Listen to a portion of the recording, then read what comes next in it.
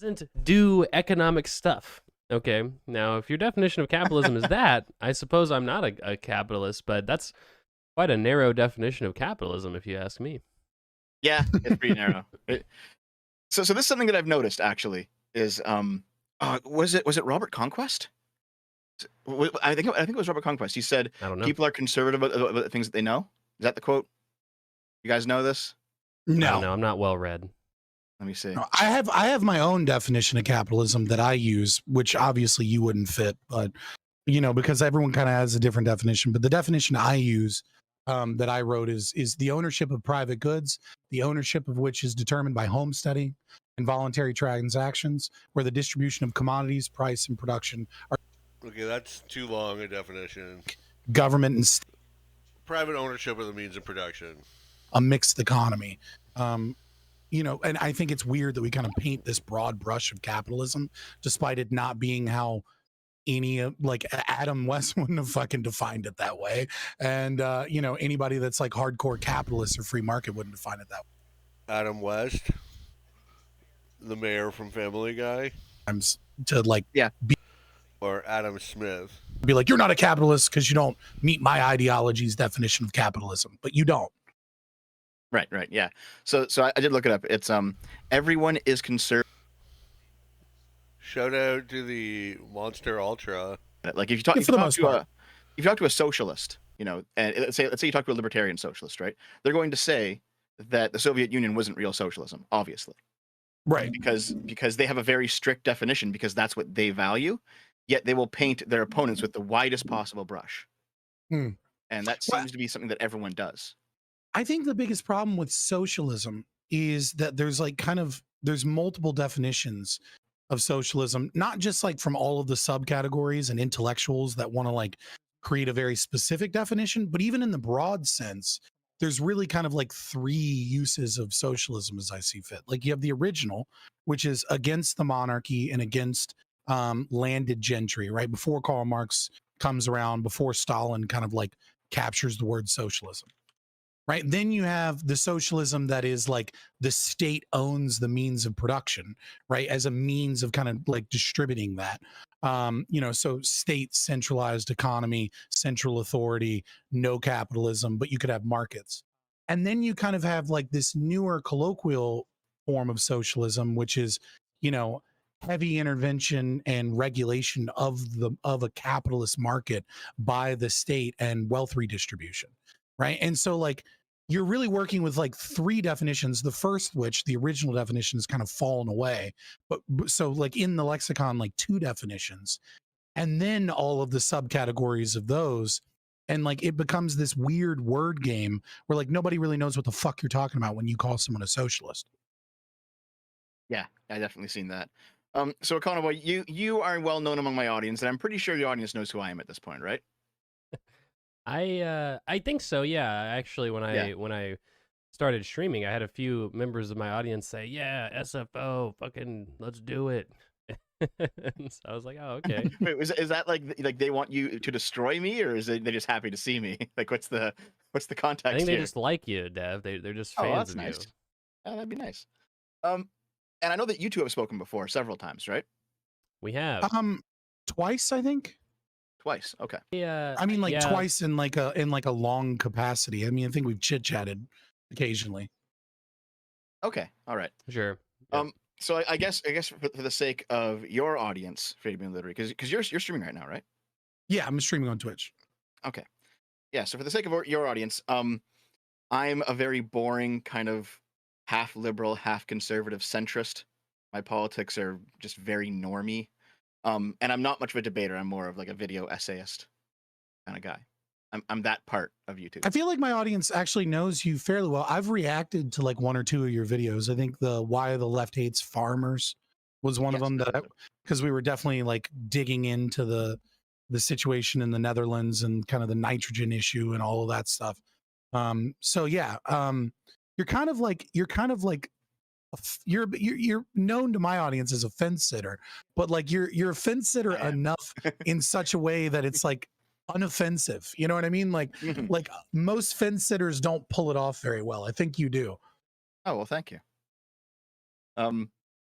I mean, I've never liked the fence sitter term, but I guess it really is. That's really what I am in the end.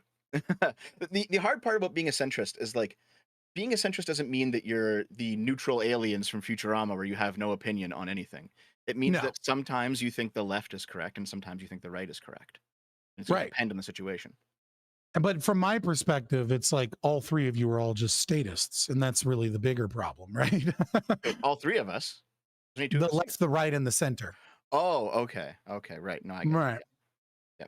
So the reason that this stream came about is because Econoboy, I had you on my podcast with Lilith, because somebody had paid me to watch an ANCAP video with you since you're economically They literate did. and I'm not. So we watched that. They and that were was a they fun were time. very insistent on watching They were the very video. insistent. They were very insistent. And Fabian, you showed up and you said, Yeah. "Wait, this is a terrible representation of the ANCAP No, position." no. Okay, I okay. did not. Okay, what happened is people from my audience showed Jesus. up to your stream Mm. and were upset about it. I haven't even watched the video you guys reacted to because okay. I want to just give like I don't want to go into this immediately being like let's attack what was said. I'd rather just kind of start fresh. Yep. But then I showed up and people were like, "Yo," they're like talking about ANCAP, and I was like, "Well, like if you guys want to talk about ANCAP stuff, talk to an ANCAP." Right. So, Econoboy, how much ANCAP theory have you read? You should start there first. How literate are we on this topic? Read? I don't know if I've really read much of any theory, but I've watched a number of lectures on it, and obviously I've had a number of discussions on it. Okay. So I don't know. I'd give myself compared to an average person on the street, I'd give myself a 7 or 8 out of 10 on the anarchism theory scale, I Oof. guess. No, I'd give you a 2, and I'd give the average person a 0. But is there really that much to it? You just get rid of the state and have markets. So the average person is a 5, and then I would certainly give myself above an average on the anarchism theory knowledge. Yeah. If you want to use that as your reference point, I would say like 10 being full knowledge of everything written and 0 being none. Right. I would say the average person averages to 0. And I guess might be at a 2. I guess we'll get into it, but I oftentimes when I talk to anarchists or when I often use MMTers as an example of this. There's oftentimes oh, well, you don't understand what anarchism is. You don't understand what MMT is. You don't understand what socialism is. And it's like, well, how about you explain what I don't understand? And then it turns out, I already knew all that stuff. That's oftentimes how the conversations go. Well, I mean, we've had some basic conversations, but like there's a lot of deep, like anarchism is like Dave Smith likes to say, and I'm allowed to say it because I have an autistic son. Our greatest weapon as ANCAPs is weaponized autism.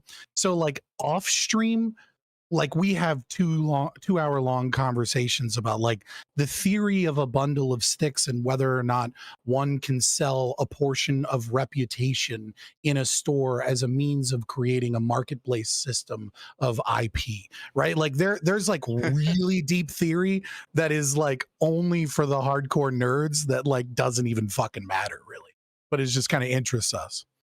So are these the conversations you have when you're like getting high? So is that kind of thing? I don't since joining the army, I don't really smoke pot or anything. Oh, okay. I'm pretty straight edge. Occasionally I have a drink, but yeah. Because there's that stereotype that a lot of libertarians like getting high and talking about the state. I mean, like that's certainly a thing. Like that. Yeah. That's certainly a thing. Well, the biggest distinction I think that's misunderstood about libertarianism is you really have 2 types of libertarians, right? Okay. You have big L and little L. Right. So little L libertarian is I don't like how big the government is. I don't like how much they intrude upon my life. I don't like how, Christian conservatives are trying to like regulate my body or like my music and things like that. I don't like how the left is trying to tax the shit out of me, et cetera, et cetera. I want limited government. I want I want the government out of my life. Right. And then big L libertarian are people that are based in libertarian philosophy. They believe in so usually big letter, small letter refers to whether somebody's a big L libertarian would be a member of the Libertarian Party, and a small L libertarian would be somebody who's philosophically libertarian but not necessarily part of the party. That's how the term's used with small C conservative, for example. Principle.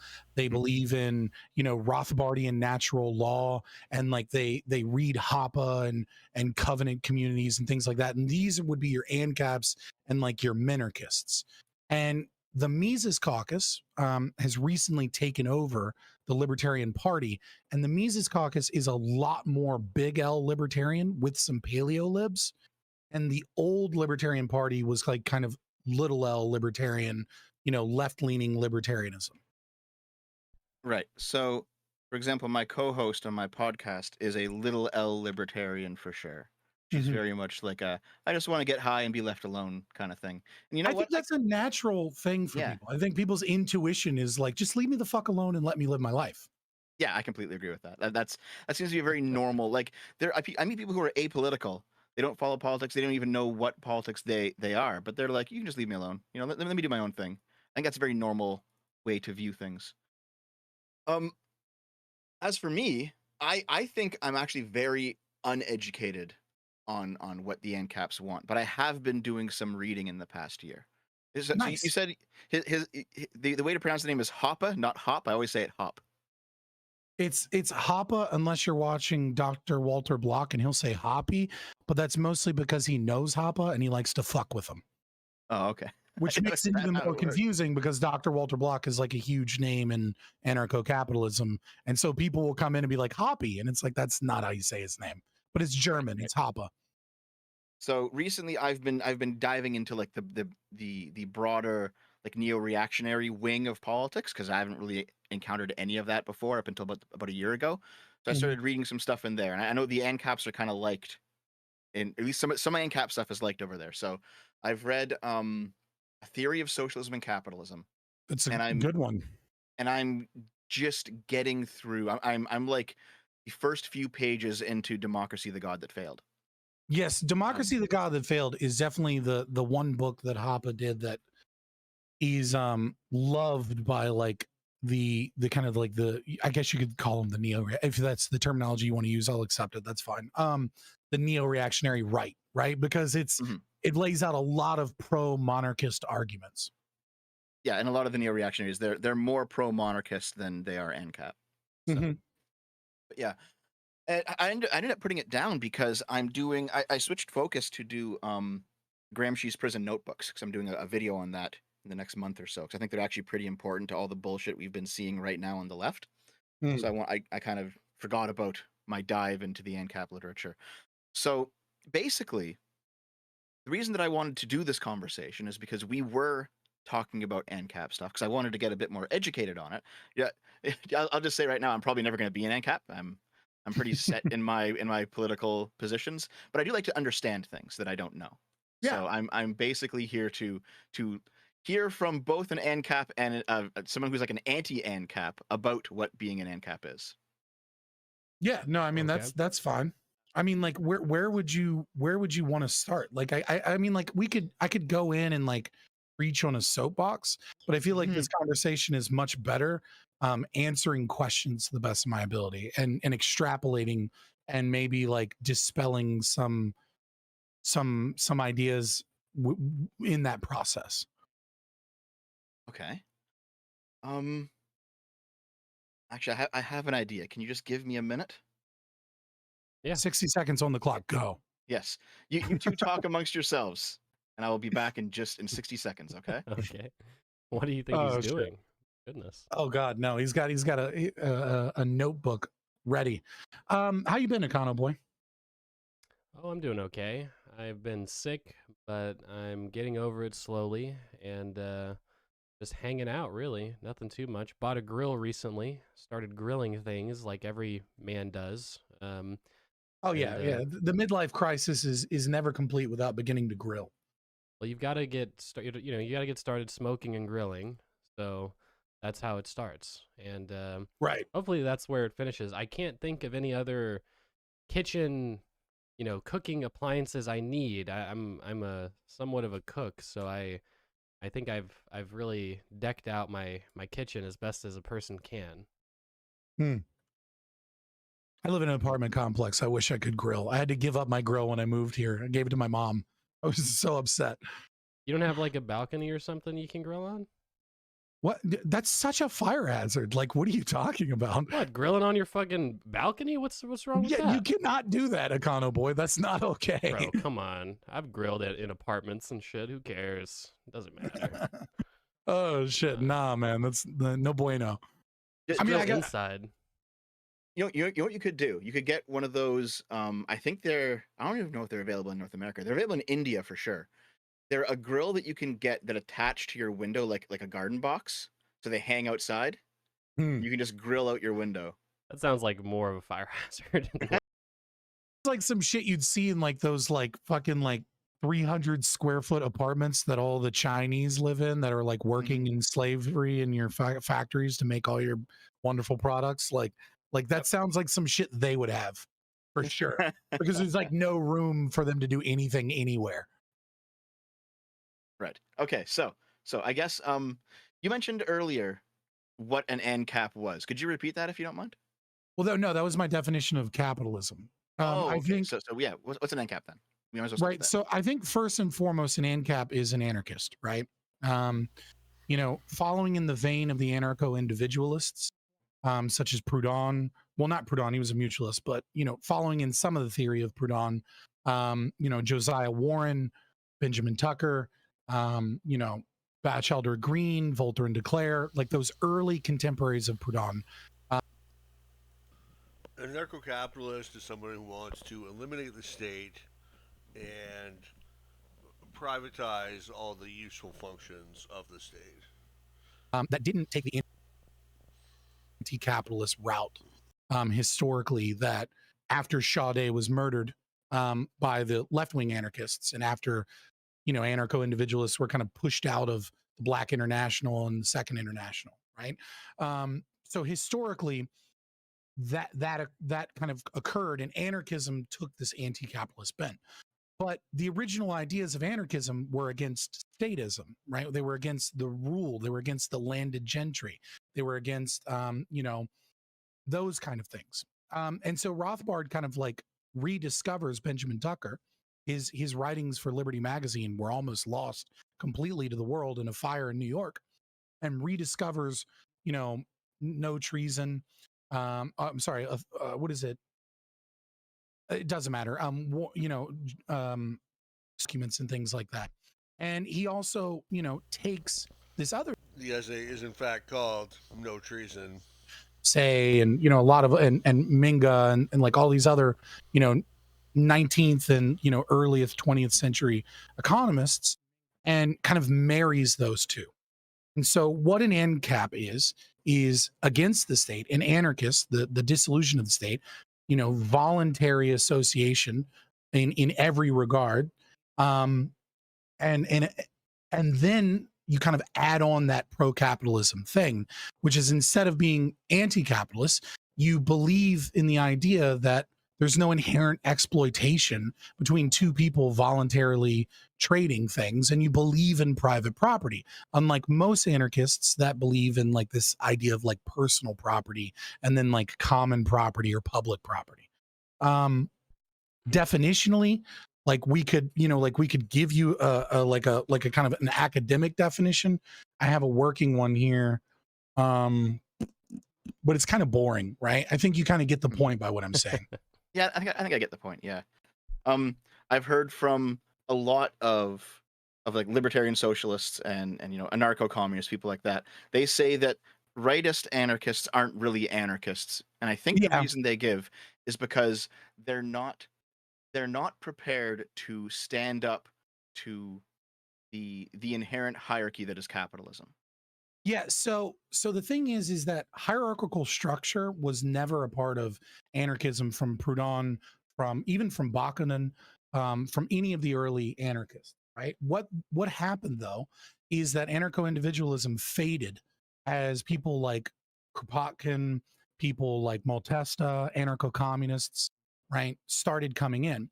And then in 1972, which is, you know, roughly 20 years after anarcho-capitalism was invented by Rothbard, you have Noam Chomsky coming up with this new definition, which is, that they're against unjustified hierarchies, right? That the hierarchies need to be justified, and that they don't believe that capitalism fits that justification.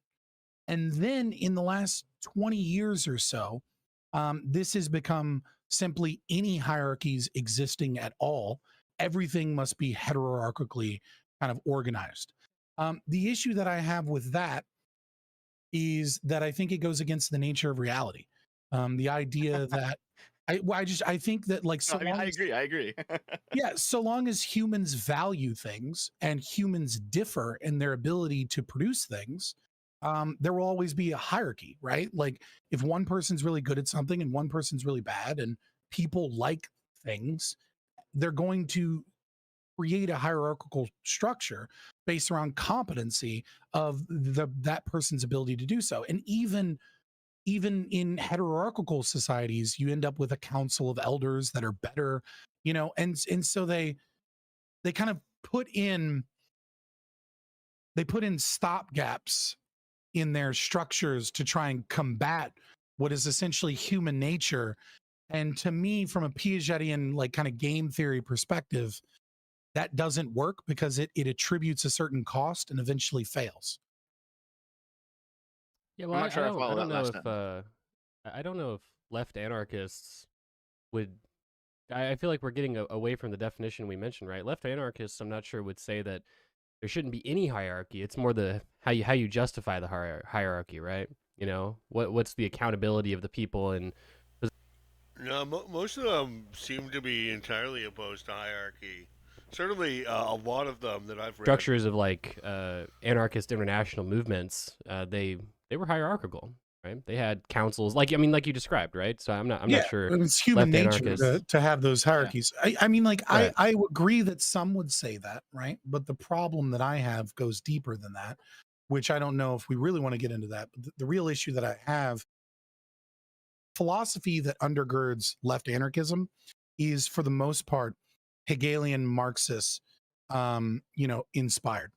And the philosophy that undergirds anarcho-capitalism is individualist, enlightenment liberalism taken to its extreme. And so even though we're very similar in being anti-state, the philosophy is radically different, right? Like we couldn't. Plus, they're not even anti-state. Ask them if they want socialized medicine or a minimum wage. They're not opposed to state action. That causes a lot more issues than people realize. Yeah, I mean, I think that makes sense. I know when you say Hegelian Marxist, you're talking about very, very, very broadly speaking. Marx had that one passage where he talks about the stateless, moneyless, classless society. That seems like it would be anarchy friendly because it is stateless and moneyless and classless. So okay. Well, when I bring that how he up, gets there is kind of ridiculous, but yeah, what I'm really talking about is the dialectic, right? Like the idea of like life and the world is full of contradictions. Objective truth is like not like a real.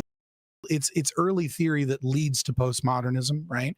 It's okay that the world is full of contradictions. We just need to reorganize power structures to lessen the impact of these contradictions. But antithesis, and then then we'll have the analysis, and then we'll have the synthesis, maintaining the contradictions, etc. Whereas ANCAPs are looking at the idea of like Rothbardian natural law. We're looking at it from a perspective of there is an objective truth to the reduction of conflict, and there is a system that we can follow that will reduce conflict. And the only way to have the minimal amount of conflict is by following that natural law. Respect of self-ownership and of the person and of private property rights, no theft or taxation, for example, no coercion, and the non-aggression principle, grounded in argumentation ethics. Right. So this is what I was preparing for that minute.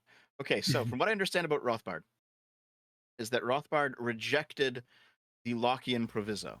The Lockean proviso was basically the idea in John Locke's Second Treatise of Government. He says something like you create property by mixing your labor with natural stuff, you know. Yeah. The example he gives is you walk out into a forest, you pick up an acorn. The action of picking it up is labor. The acorn itself is natural property, so the acorn becomes your Homesteading. create private property out of nature. Mhm. And Locke has a caveat to this rule where he says people can do this only insofar as there is enough natural property out there for others to also be able to come along and do it. Yes, Rothbard rejects the Lockean proviso. And you go to a stream and then you drink from the stream, even though you've taken the water and now there's less water because you've drunk it. There's still so much water that the next guy can still come along and still drink. He doesn't Yeah. lose anything because you've taken some. Now if you Plus, take the like entire evaporation stream, exists. right, yeah, but if you take the entire stream now you've taken so much that other people can't have anything. And so he said that there should be a limit on how much property you can claim from nature. Right. And from what I understand from my readings on this topic, is that Rothbard rejected that limitation on the creation of property from nature. That people should be able to just create as much property as they want, and if it's all used up, then it's all used up. Yep. That's about right. Yeah, it's pretty much right. I mean, so it gets a little bit more detailed when you look at like Hoppe, when he talks about common, public, and private property and the rationalization for private property. So there is a restriction, not so much in what can be privatized, but in determining easement rights. So for example, let's say there's a stream like you described, and there's a village nearby, and everyone uses that stream for water, and then someone builds a dam for that stream. Well, everyone that was a part of that village has a certain easement right to what was essentially partially homesteaded common property because they were all using that before. That's still building on Rothbard. He addresses this specifically. Those people in some capacity. Either you have to buy them out, you have to, give them money worth what it was that they lost, or you have to continue to give them access to the water that's available that was just made better by the dam, whatever it may be, right? So, like, there is easement rights that we believe exist because of the capacity to like partially homestead things by utilizing things over and over again. But you're not fully homesteading something unless you mix your labor with it and create something, right? And by doing so, you privatize that land, assuming that it wasn't owned by anybody.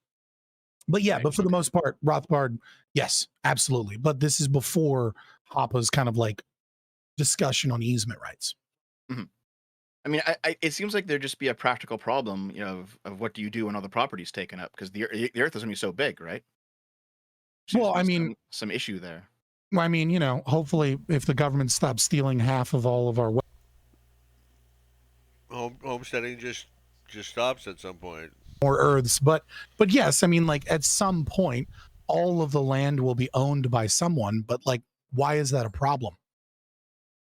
Well, because new people who are coming into the system that are new, they can't really mix their labor with nature and create new property anymore. No, but they can trade their labor with other people for money and buy property. Create a house and then like homestead that property. It's a lot easier to be employed than to and earn enough money to buy a farm than it is to actually homestead the entire farm. Describing for the Americans and for Canadians already exists today. There's no issue that you can't go out and into the middle of the woods and then just build a house and say this is my land now, but you still have property. And the reason that you have property is because even though that land is homesteaded, the economy continues, people produce other things. They can still homestead, for example, natural resources that they purchased from somebody else, create some artwork, create some functional widget, whatever it may be, and they've mixed their if you're purchasing it from someone property, and then they gain money for goods and services, and they can purchase private property from other private property owners. Like what we're talking about is the initial rule that creates private property, as opposed to like a utopic world where everyone can conceivably go out into the woods and homestead some property. Okay, I think I understand. So I have posed this question to a narco-capitalist. That being said, there is a lot of state-owned property that we should make homesteadable. I don't really get a satisfactory answer. I just get told that I'm stupid and I don't understand. Well, I No, won't tell you that you're stupid and you don't understand. I will do my best to answer the Okay. question, but like, you know, Fabian's there are the- smarter people than me. Fabian's the Well, final boss in anarcho-capitalism, online No, I politics. am not. No, I am not. Like Dr. Walter Block or Hoppe Online or somebody politics like that. Is, in the online politics world, though, Fabian, you're the final boss. You know, right. if you can't handle the question, no one can. you know, Liquid Zulu knows his theory better than I do, but Oh, he's okay. difficult to talk to. So, What's this Well, question, firstly- Dev? okay. Firstly, the main reason that I get so much pushback is because the NCAPs that I were talking to, there was like a personal spat between like them and like the Sargon crowd of the internet, and I'm friends with Sargon, so God. there was like a I love Sargon. Yo, Sargon fucking started me down my fucking my like anti-socialist, anti-communist rabbit hole. Were you a socialist back in the day? Yeah, I was a full-blown like well, I wouldn't say I was a full-blown. I was more like a sock dem leaning more socialist. Okay. Back in the day. Well, when I was 19, I was like almost a tanky, so we all change as we get older, you know? Yeah. It's just how it is. But okay. So I pose this question and I usually get laughed at, and they just tell me I don't understand. And it's very possible that I don't understand. So I'm open to that possibility that I just don't get it and I need some things explained to me and I'm just dumb, okay? But this is like my equivalent of Vosh's Coconut Island, okay? Okay. It's a ridiculous situation that probably won't happen, but it pushes the ethics of this school of thought to Right. possibly a breaking I point. understand why people got Yeah. mad at you, because your analogy may just be dismissible because it doesn't match with reality. But I'll attempt to do it in good faith. I'm gonna put it up on the screen. And by the way, I'm not asking this as a gotcha. I really want to know what the answer is. Okay, I'm gonna put it Okay. up on the screen. Oh, I'll send which it to you screen? in the I'm Yeah, gonna just put it share on- screen with me. I'll put it in the Discord chat. Okay. It's a very simple MS Paint drawing. Okay, and Okay. people who watch my Twitter know what this is. Know what this symbol is. Okay. Oh, okay. I know this question. This will be a fun one. I can tell Yeah. already. You know what's going on here? Yeah, you have four property I can owners that have guess. enclosed another property owner. No, not specifically. That's close, but no. What's going on here is you have a person who is adventuring through unclaimed property. He has no intention to actually claim any. He's just backpacking and hiking through, right? So Mhm. he sets up his camp for the night. He doesn't claim the property that he's camping on. He just plans to camp overnight and then get up the next day and leave. Overnight, you know, the edge of civilization catches up with him, and you have four people who build their farms, and they set up fences and they start working the land, and they say, well, this is our private property now. So I don't care what you do, but you can't trespass on my land. And then he finds himself boxed in. Mhm. That seems to be a problem that relying solely on private property rights would be natural to Yeah, that. no. So it's not. Just trespass to get out. I mean, the punishment for trespass is just being expelled anyway, which is his goal. So he should just trespass to exit. I'm glad. So first of all, so it there's no easement rights because this person is just like a random backpacker. So there's this thing in anarcho-capitalist philosophy called the gentleness principle, right? And the gentleness principle is that like you need to rationally like for example, when you're defending yourself, right? So let's say you're on your land, right? And in today's world. Here's a better example. Okay, a young child steals some candy from a store owner. What can the store owner do to reclaim their property? What sort of level of force can they use to react to this act of aggression, this invasion of their property rights? Clearly, the bar is pretty low. They can grab the candy back from the child, maybe give them a scolding or something like that. They're certainly not allowed to shoot the child. Right? You're on your land. You happen to have a gun on your hip, right? And an old woman with dementia wanders onto your property. Are you obliged to help her? Well, not particularly, but can you pull out your gun and unload as many rounds as possible as you can onto this old woman with dementia that like happened to stumble just barely across your property line? No, you're going to go to jail for murder, right? Despite the fact that she trespassed on your property. Well, the same kind of thing applies here, right? The gentleness principle. If for whatever reason, this magic scenario where a camper is living in camp and somehow 4 pieces of private property are, you know, like built around you and you're trapped and like you don't have any He's a very easement heavy rights, sleeper. right? You know what I mean? I Like mean, no I mean, easement you rights could use exist. like a parachuter as a, if someone parachutes from a plane and happens to land like in an enclosed, Right, like space, whatever right? it may be, like yes, this person is a trespasser, but you have to follow the gentleness principle, right? So for example, when we talk about, our definition of abortion, right? We believe in evictionism because we don't believe that abortion can be done. We don't think that you can dismember and kill a baby and like that be your right, but a woman still has a right to her body and therefore she has a right to evict the baby from her body, right? So she's following the gentleness principle here. This is I heard that in Star Trek Deep Space Nine. Did you Where- really? Yeah. So the the Ferengi, right? Like the capitalist race. No, I don't. Every time I ever tried to watch Star Trek, it just kind of seemed like mid-wit communist philosophy thrown It into is. like a crappy It is. Oh, But man. it's fun. sci-fi show. Communist So like Star Trek. it just seemed like utter shit to me. Sorry to all the So, Trekkies. I think it's dumb. By the time of DS9, there's a race introduced called the Ferengi, and they are basically the anarcho-capitalist race because they have a government, but the government is like their financial leader The Ferengi show up in the Next Generation. in trade, and who they have like their religion is based on money. Like it's insanity, right? But one of the Ferengi says that pregnancy is considered a rental in their society. So the woman charges rent for 9 months. And I Nice. just thought that was fucking hilarious. Yeah, I mean, Like, I don't no, know I about all understand. that, right? But so that's kind of the same thing, right? So the gentleness principle applies. Is the person a trespasser for trespassing on that property, assuming this magic scenario where they were enclosed overnight, which like wouldn't occur, right? And would be weird. Do they have a right to trespass? Well, no, they don't have a right to trespass. But you're kind of caught between a rock and a hard place, obviously. Yeah. If they do trespass as a means of leaving, there's kind of like no court in the world, no rights enforcement agency that would in some way, shape, or form like punish this person for trespassing. And the gentleness principle of like eviction from your property. Chad's got a good question here. How would prisons and wrongful imprisonment cases be handled in an ANCAP world? You might not be able to read that, but that's from the chat. So basically, how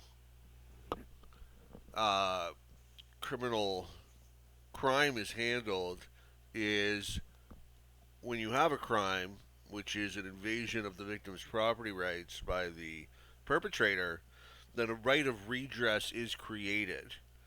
So that's the whole point of the legal system, is to sort of make the victim whole, to go about pursuing this right of redress. And certainly one potential means of punishing crime would be prisons. The modern, like the Western legal system, has a number of various goals: restitution, punishment, rehabilitation, denunciation, deterrence, so on and so forth.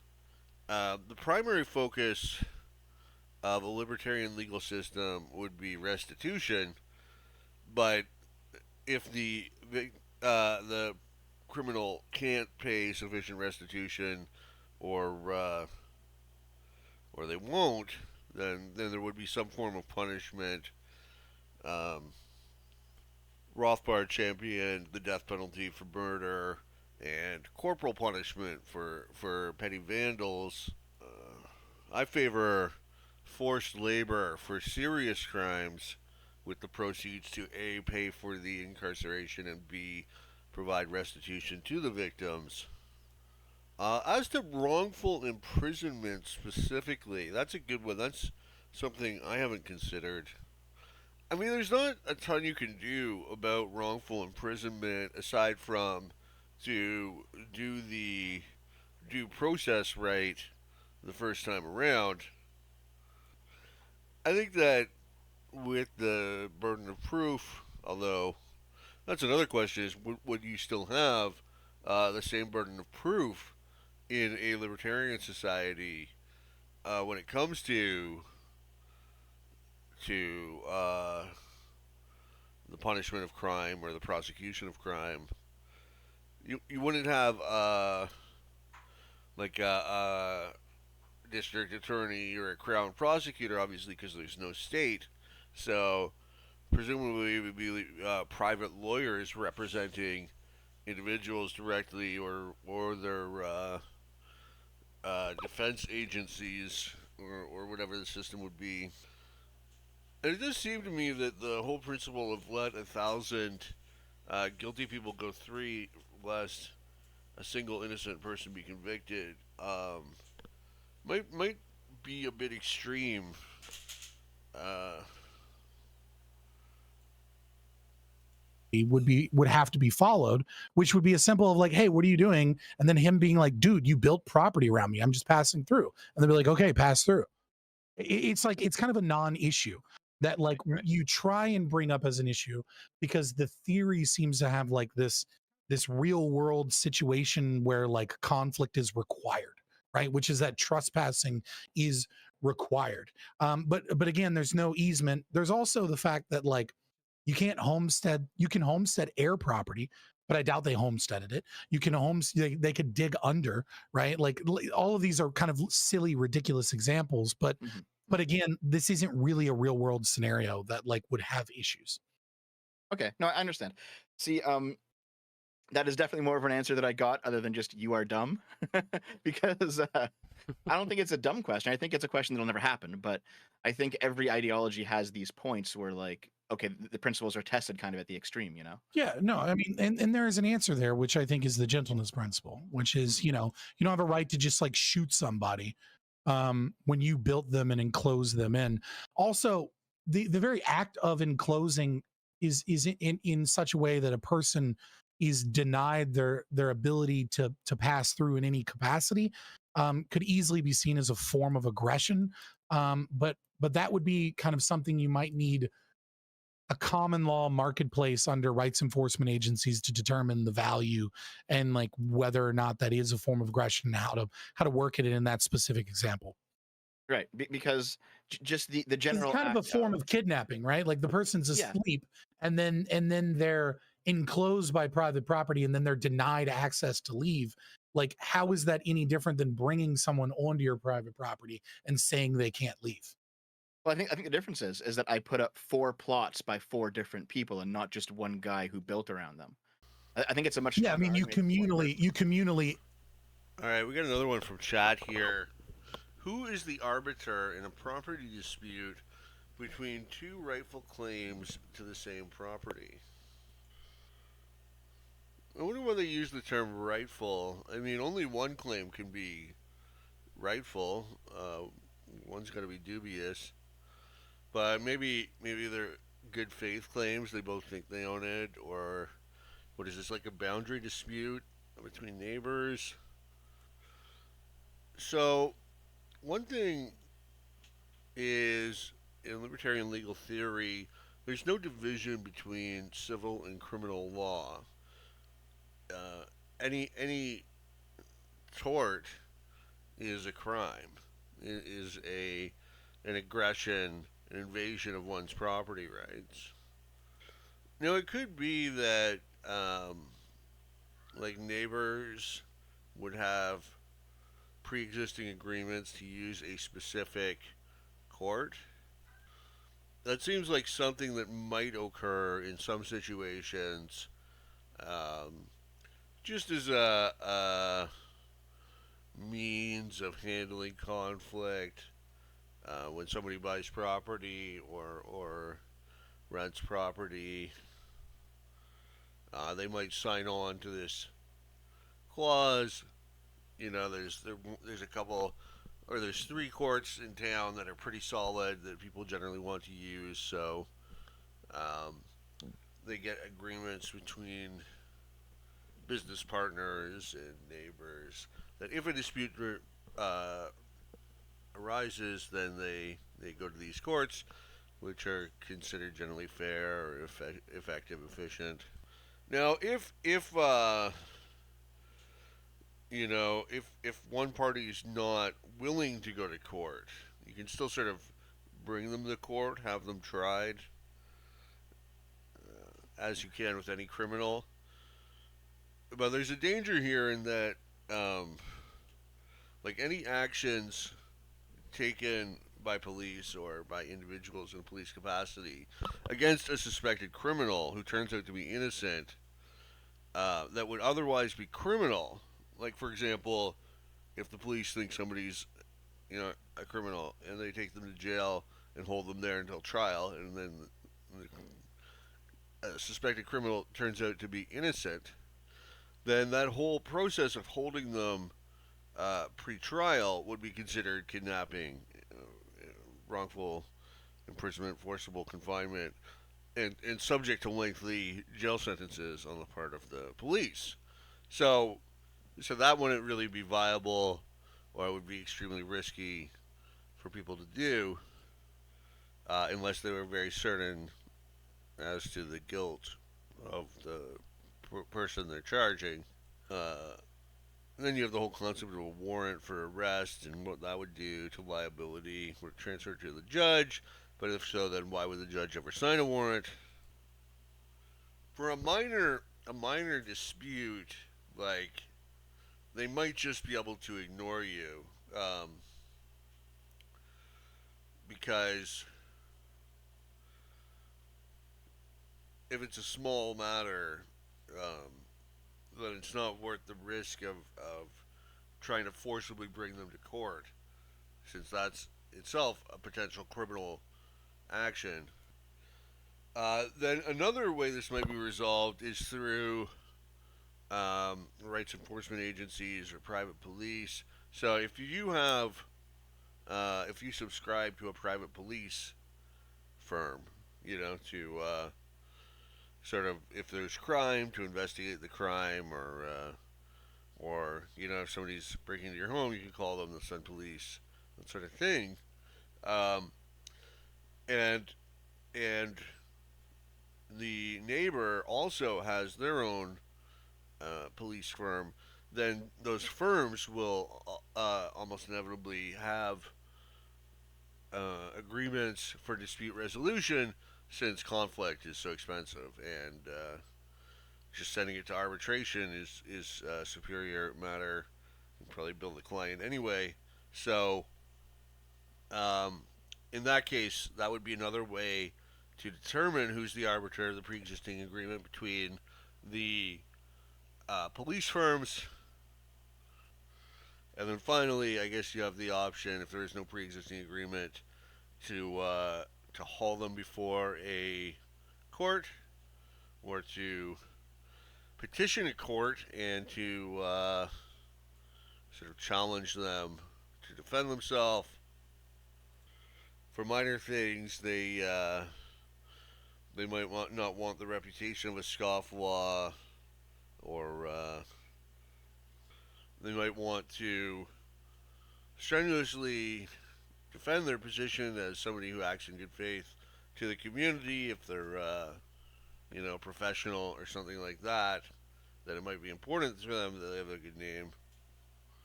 Like kidnapped someone, how do you resolve this issue? You let the person go. Right. Yeah.